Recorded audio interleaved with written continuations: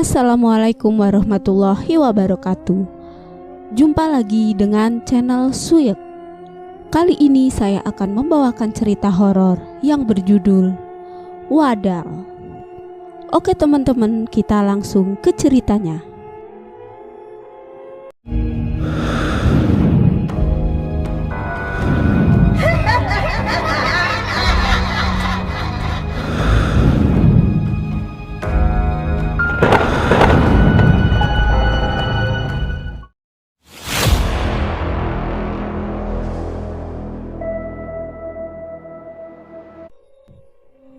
Cerita ini ditulis oleh Oma Ratu Rona berdasarkan kisah nyata pribadinya. Entah benar atau tidak, cerita ini lumayan bikin merinding Oma, karena Oma sering mendengar semacam ini dari nenek atau sanak saudara saat kecil dulu. Sekitar tahun 2013, anak ketiga Oma, yaitu adiknya Haikal, namanya Raffi, selalu diantar dan ditemani sekolah sampai pulang. Maklum, Raffi saat itu masih TK 0 kecil. Dia bersekolah di bilangan Jakarta Timur. Kebiasaan ibu-ibu yang menunggui anak-anaknya di sekolah sudah tidak asing lagi. Kami ada sekitar 7 orang. Selebihnya hanya mengantar anak lalu menjemput, tidak ditunggui di sekolah. Pagi itu kelas Raffi sudah dimulai sekitar 1 jam belajar. Kami para macan ternak, emak-emak cantik nganter anak, berkumpul di kantin sekolah. Ngerumpi, ngerujak, atau ngitung arisan sama-sama, sambil pesen mie goreng atau lontong sayur di kantin. Ibu kantin punya anak buah 1 orang wanita yang seumuran kami. Namanya Mbak Sum. Dialah yang melayani dan menemani kami di kantin. Mbak Sum pamitan pagi itu. Katanya dia mau rolling jaga kantin di tempat lain, yaitu di proyek pembangunan apartemen di Bilangan Menteng, Jakarta Selatan. Mbak Sum berpamitan untuk 3 bulan. Sedih dan bahagia rasanya. Sedih karena berpisah dengan Mbak Sum yang ramah dan sabar. Bahagia untuknya karena penghasilan kantin proyek jauh lebih besar dari kantin kecil di sekolah ini. Esoknya kami dilayani oleh ibu kantin yang lama. Bu Juju namanya, pendiam dan lebih tua dari Mbak Sum. Mau bagaimana lagi, sudahlah.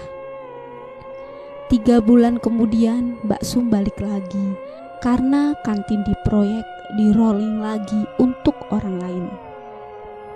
Wajah senang dan semangat lagi nungguin anak di kantin. Lumayanlah 3 jam belajar bikin para ibu bosan. Untungnya ada Mbak Sum yang ramah dan lucu. Gimana Mbak? Enak ya ngumpulin uangnya di kantin proyek? Godaku. Alhamdulillah Bu, buat modal nikahan anak yang gede, kata Mbak Sum sumringah. Pasti lebih repot dong di sana, sambungku. Lumayan Bu, dari jam 4 sudah nguprek di dapur. Mbak Sum bilang kantin proyek memang besar untungnya, tapi harus sabar karena dibayar mingguan. Terus masih harus buka sampai jam 9 malam. Karena proyek berjalan sampai jam 10 malam. Jadi capeknya double. Dan kali ini Mbak Sum ogah lanjut rolling di sana lagi. Loh, kok nggak manjang lagi ngantin di sana Mbak Sum? Tanyaku dan ibu-ibu yang sedang makan nasi goreng menu pagi ini di kantin sekolah. Kan lebih gede hasilnya Mbak Sum. Ya lumayan 3 bulan sekali gantian sama yang lain ngewarung di proyek. Kenapa nggak lanjut, Mbak? Iya, kalau di tempat lain nggak apa, asal jangan di proyek kemarin ini, timpal Mbak Sum. Memang kenapa Mbak? Digangguin ya? Godaku. Yah, bagaimana bilangnya? Kapok saya, jawab Mbak Sum yang membuat kami dan ibu-ibu kaget. Maksudnya kapok kenapa Mbak? Tanya mamanya Naomi lagi. Tapi rahasia ya, jangan bilang saya yang bocorin ya, jawab Mbak Sum. Ya, awalnya saya ngantin di sana itu nyaman-nyaman aja. Sebulan gak ada yang bikin masalah, lancarlah begitu. Tapi masuk bulan ketiga, seminggu sebelum ngerolling sama ibu kantin yang lain, malah ada kejadian serem Bu. Tukas Mbak Sum. Mandornya kelewat jahat Bu. Bukan jahatin saya atau tukang-tukang, tapi anak kecil yang gak berdosa dijadiin wadal Bu. Tega banget, sedih, gak karuan lah rasa hati saya, kata Mbak Sum pelan. Anak kecil jadi wadal, bagaimana maksudnya Mbak Sum? Kok bisa? Tanyaku. Sama Bu, saya juga masih gak percaya sampai sekarang, tapi nyata. Duh Gusti, saya gak sangka pokoknya. Hari itu saya gak punya firasat apa-apa waktu Mandor Yanto bawa anak kecil perempuan umur 4 atau 5 tahun. Malam-malam Bu, saya kira anaknya atau ponakannya. Bajunya lusuh, sandalnya jepit, rambutnya juga gak sisiran, persis yang suka ngamen-ngamen di lampu merah gitulah. Saya gak berani nanya siapa, Mandor Yanto kan garang banget orangnya. Dia cuma pesen bikinin susu hangat, nasi pakai ayam goreng, gitu Bu, ucap Mbak Sum. Mbak Sum diminta mengantarkan ke mes. Di sana dia melihat si anak sedang main boneka baru sambil makan jajanan warung yang dibelikan Pak Yanto. Taruh saja di meja Sum, ojo rame, perintah Mandor Yanto. Segera Mbak Sum pergi kembali ke kantin. Saat para tukang selesai jam kerja pukul 10 malam, mereka sebagian menyerbu kantin Mbak Sum. Ada yang mesen makan, ada yang ngopi rokok saja. Pembantu Mbak Sum gesit melayani tiap pesanan mereka. Mbak Sum mendekati seorang kuli proyek yang sering ngobrol dengan dia dan Sarni, pembantu Mbak Sum. Namanya Mang Abbas. Orangnya periang, suka bercanda. Mang, anak siapa yang dibawa Pak Yanto tadi sore? Tanya Mbak Sum. Gak tahu Mbak, jawab Abbas. Kok boleh bawa anak kecil masuk proyek Mang? Tanya Mbak Sum penasaran. Saudaranya atau anaknya kali Mbak, jawabnya singkat. Ah, tadi manggil Om ke Pak Yanto, terus itu anak nanya kapan diantar pulang. Jadi kayak diculik gitu Mang, tungkas Mbak Sum. Mandor yang lainnya mah lagi pusing mikirin itu mesin keren yang mogok. Betulin besok rusak, betulin lagi rusak lagi, bikin kerjaan jadi molor. Kalau Pak Yanto malah asik ngomong anak kecil. Gak tahu ah Mbak, kata Abbas. Jam tidur pun terasa gerah. Mbak Sum masih penasaran perihal anak kecil itu. Saat lelap, hanya beberapa keamanan proyek di pos, sepi dan sunyi. Mbak Sum terbangun oleh suara mesin cor yang memecah keheningan. Jam 3 pagi, masa sudah pada kerja, pikir Mbak Sum. Ia pun kembali tidur. Subuhnya ia dibangunkan Sarni yang baru selesai sholat. Lalu Mbak Sumandi dan bersiap kerja di dapur kecil kantin. Selesai sudah, jam 7 para pekerja mulai berdatangan untuk sarapan. Kopi, nasi, gorengan, mie rebus sibuk di sekeliling kantin.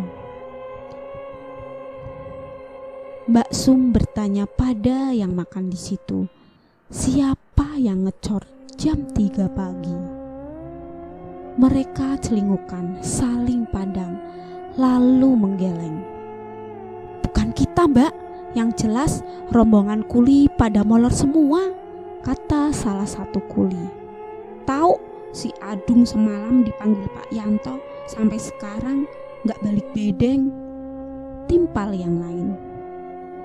Dan hari pun berlalu hingga seminggu kemudian. Adung baru muncul lagi di kantin. Biasanya cerewet, ngebanyol, menggoda Sarni. Kini diam 1000 bahasa. Mbak Sum menyapa, Mas Adung kemana aja? Baru pulang ke proyek hari ini. Iya Mbak Sum, saya mau ambil baju sekalian bayar bon saya, jawab Adung.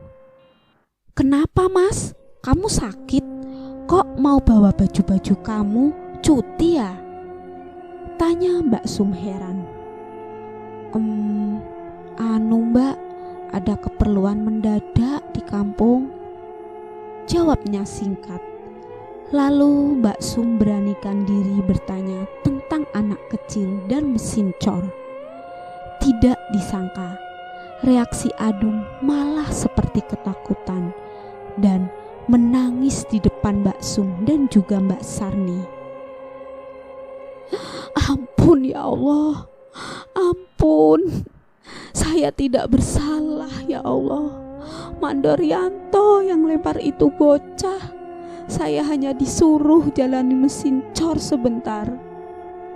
Sarni dan Mbak Sum hampir menjerit mendengar kata-kata Mas Adung ini. Maksudnya piye toh Mas Adung? Kamu ngomong apa? Serang Mbak Sum. Adung pun menyuruh Mbak Sum dan Mbak Sarni untuk merahasiakan ini. Karena Adung tidak tahu apa sebenarnya tujuan Pak Yanto mendadak mengecor lubang pondasi basement yang belum dicor sebagian. Katanya lagi, Pak Yanto membawa karung yang ada isinya. Menurut Adung, seperti anak kecil yang meringkuk bentuknya.